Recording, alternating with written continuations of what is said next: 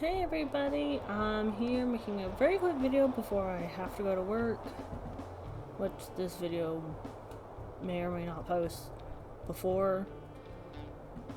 after I leave for work. It might be after I get home, I don't know. But I'm here just going over the DLC wolf coats that they released a few days back. Don't remember exactly when. But as soon as I saw them, I knew, I had to get them. So, alright, here we are with 831F. She was born in 2011 into the Canyon Pack. A black wolf easily recognized by the white stripe on her shoulders and white lower chest. She only lived for 2 years when she was shot by a rancher in a shoot-on-sight livestock control action. So yeah, a lot of these I went through and pre-read these when I bought the coats, just to get an idea of a lot of their stories. But a lot of these, don't have a very happy ending. But yeah, so that was 831F. Next is Small Dot. She's so cute. Let's see. Oh, excuse me, he was nicknamed that for the small little white spot on his chest right here. He and his brother joined the Lamar Canyon females. The 4 black wolves have delighted wolf watchers by chasing bighorn sheep and treeing mountain lions. Eventually, Small Dot and Little T, I'm not sure who Little T is, took over leading this all-black wolf pack. Pushed out of the Lamar Valley by the Junction Butte pack, they currently live in the northeast corner of Yellowstone and outside of the park. So they're okay and still alive, I believe, today. Let's see, half black.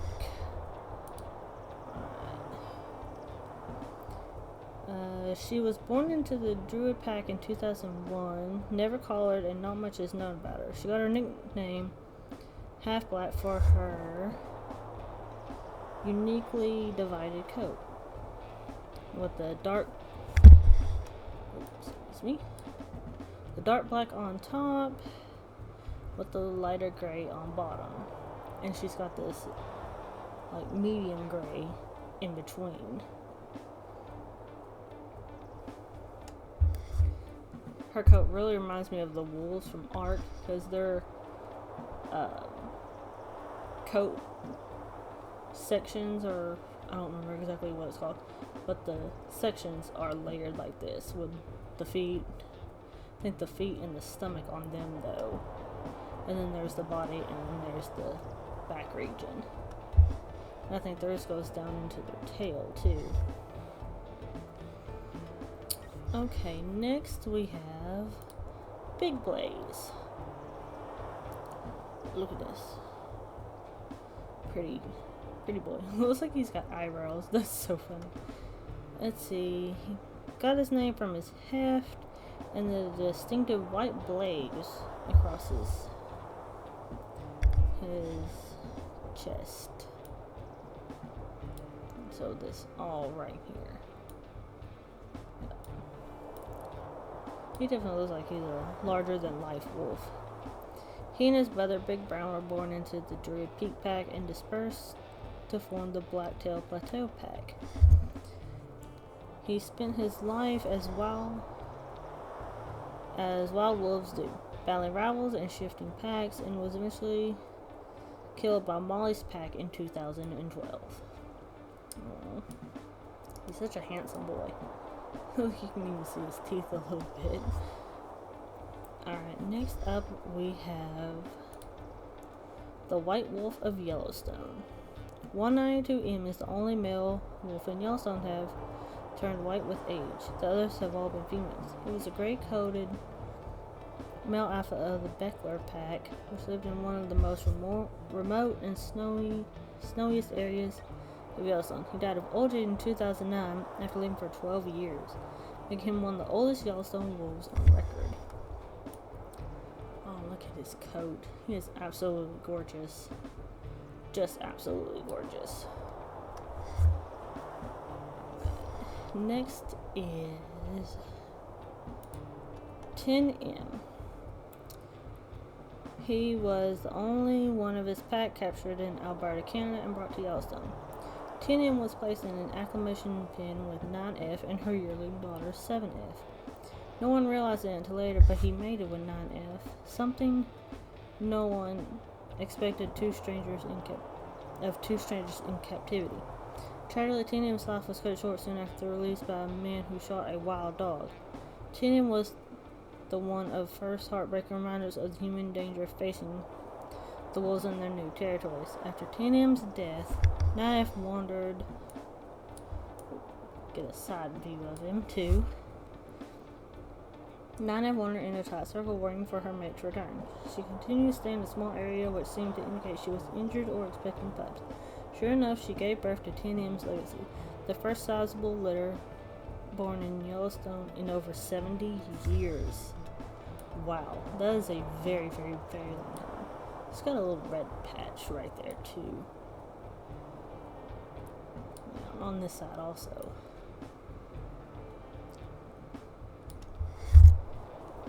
Okay. Now for his mate, 9F. Alrighty. 9F and her yearling daughter, 7F, were captured in Alberta, Canada. They were acclimated in a pen in the Lamar Valley together with the bold and beautiful 10M. Two of them mated, which was a surprise as no one expected a litter of pups in that first year of reintroduction. It was a rocky start to life in Yellowstone, however, as 10M was shot soon after they were released. 9F scraped out a shallow den under a tree and gave birth to 8 pups on her own. After much debate, the reintroduction team decided that such young pups had no chance of survival with only one parent, so they recaptured the family and returned them to the pen. Come fall, it was time to release again, but many were still skeptical about their chance of success with only one hunter and protector. Just in time, a lone wolf from the Crystal Pack, 8M, came courting at the pen site. Soon the 8 youngsters had a new dad, and 9F got a new hunting partner. The new family went on to thrive. 9F and 8M raised litters every year from 1996 to 1999.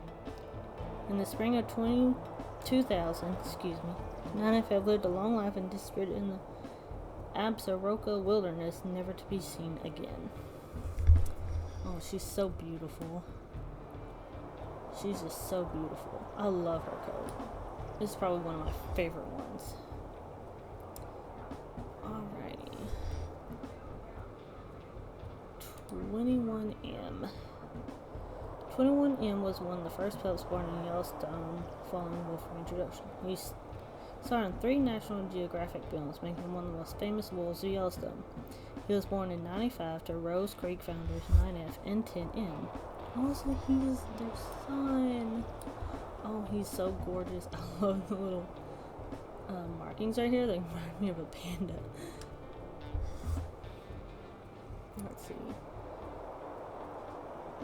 When his father was illegally shot right before he was born, his mother and 7 siblings were all moved back temporarily to the Rose Creek acclimation pen from which his mother and father were released just months earlier. Later in life, he became alpha male of the Druid Peak Pack in 1998, when he daringly faced and eventually paired with then alpha female 40F. After 40F's death from an intra-pack within the pack conflict in 2000, he paired with her sister 42F, which she's also on here, and is the coat right next to his on the game.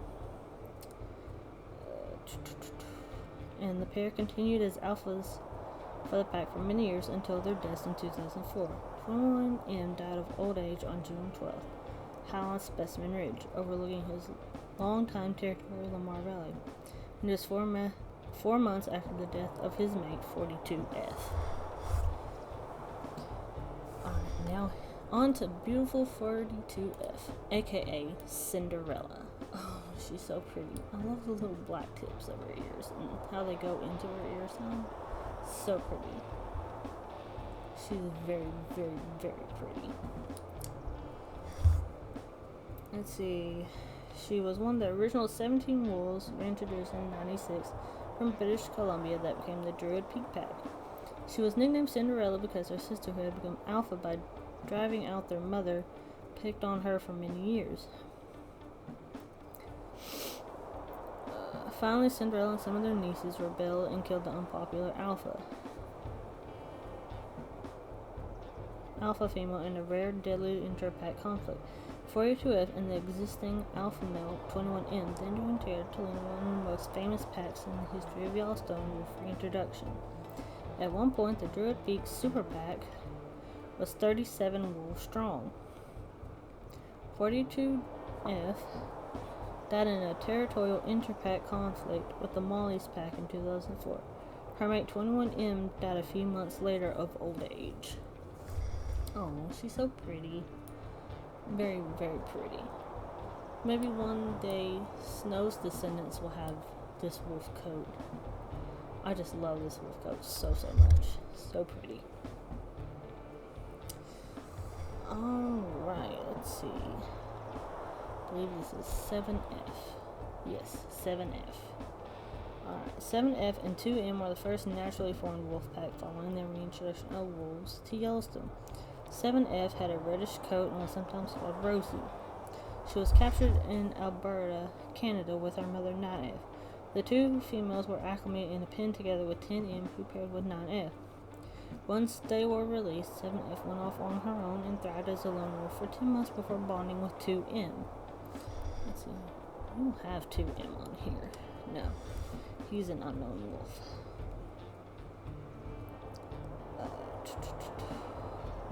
Who had just left his pack. In their first year, they had a litter of 3 pups. 7F showed her prowess by killing it now only 3 days after giving birth.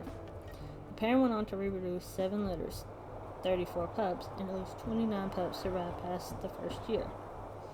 She died in 2002 in a conflict with the Geode Creek wolves, and her pack mates finished raising her last litter of pups. Her faithful mate 2M died later the same year, also fighting with the Geode Creek pack. And I love that little blaze stripe or whatever you call it that goes down her face. So this is her mother, and that is her. Oh, she's very beautiful. Okay, now on to Casanova. Let's see. I love his little thing. Yeah, he looks like he has a tuxedo on. It's so cute. I love his coat. This is definitely one of my favorite ones of all. He's just so handsome. Okay, and let's see.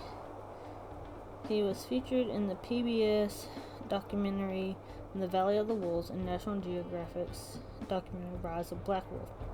Known as a rebel who wooed many females from rival packs, Casanova may have well sired more pups than any other Yellowstone wolf during his long life of 9 years. In 2009, he died of wounds from fights with other wolves. Aww. He's a very handsome boy. No wonder that he got his name. Alright, let's see. Alright, and we are on to Spitfire. She's beautiful. Beautiful, beautiful, beautiful. She's got like little red eyebrows. Let's see. With the death of her mother, 06, Spitfire eventually became the Lamar Canyon Pack's alpha female. She was born in 2011 and had her first litter in the spring of 2014 with her first mate, 925M. Let's see, we have him either, do we? No. Let's see, like her mother, Spitfire was a fierce hunter. She was once seen battling an elk and driving it off a 100-foot cliff. When rival males killed her mate, she responded by taking one as her new mate, also convincing his 3 male companions to join her pack and help her raise her and 925M soon-to-be-born pups. She lived 7.5 years when she was legally shot and killed by 100 miles outside of Yellowstone National Park. So sad. Such a sad fate for such a beautiful wolf. And to drive an elk off a 100-foot cliff is definitely an amazing feat. Okay. Ignore my dogs barking in the background. I don't know what exactly they're going on about. Let's see. 755M. And his brother 754M were black-coated brothers born in 2008. They joined up with 06 female and eventually formed the Lamar Canyon Pack. SCA 755M's coat lightened to a distinctive gray after 06's death. 755M, excuse me. Oh, I love his coat. Love it, love it, love it. Spent years wandering and foiled in love. Finally, he partnered with an uncollared gray female to successfully raise pups and born the Wapiti Lake Pack. It's the only alpha male to be the founder of 2 different packs in the history of reintroduced Yellowstone wolves. And now on to 06, Spitfire's mother. I just want to give a quick comparison of the two. See if there's any similar features between the two. Well, maybe a little right here with that white on her nose. I don't know. But anyway, they're both very pretty wolves. Very, very pretty wolves. Let's see. Nickname for the year she was born, 06 was one of Yellowstone's most famous wolves. She joined with a pair of brothers, 755M and 754M, to form the Lamar Canyon Pack. Unusually large and strong for a female, 06 was an amazing hunter and could take down elk by herself. She was the mother of Spitfire. She was shot legally outside Yellowstone National Park as part of Wyoming's wolf hunt in 2012. She's so pretty. She was probably starting to show her age at this point, which is why there was all this white right here on her face. Very pretty wolf, though. Very pretty wolf. Alright, now on to White Lady. But she has that that red blaze streak on her ear and a little bit on her nose. And also back there and some down here. But she's mostly like a white and light gray color. Alright, this uncollared female was known for her light gray coat, which became white as she aged. The White Lady and her black mate 712 in the Canyon Pack for nearly a decade. Her eye-catching coat color and her comfort around photographers made her a favorite with Yellowstone wolf watchers. She lived 12 years, a remarkable long time for a wild wolf, before she was shot illegally. Aw, so sad. So very sad. And let's see, I believe that is all of them. So yeah, this is all the new coats that they had released. And that was all about them. And I now have to finish getting ready and go to work. And I will see you guys next time. Bye!